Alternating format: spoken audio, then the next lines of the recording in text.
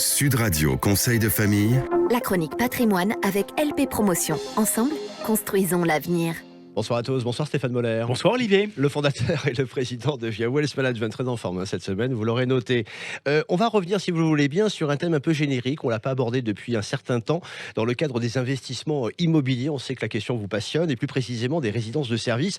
Parce que Marion nous a écrit et elle nous demande de lui rappeler ce qui définit une résidence de service. Stéphane. Alors une résidence de service est un immeuble que l'ensemble des copropriétaires décident de mettre en location en le confiant à un exploitant.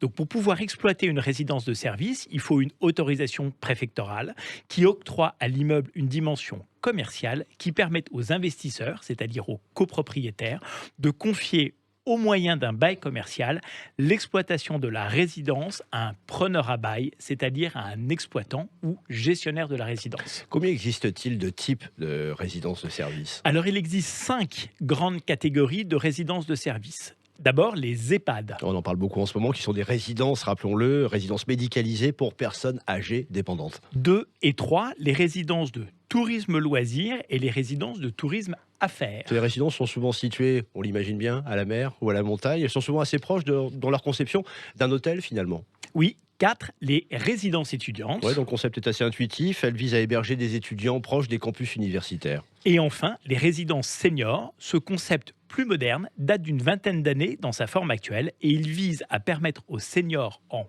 perte d'autonomie de se maintenir à domicile. Et pourquoi cette dénomination résidence de service ? Alors une résidence de service doit mettre à la disposition des résidents à minima 3 des 4 services suivants. Petit déjeuner, blanchisserie, accueil, ménage. Mais en fonction de la typologie des résidences, un panel plus large de services peut être proposé, comme salle de sport, piscine, un salon de coiffure, animation, etc.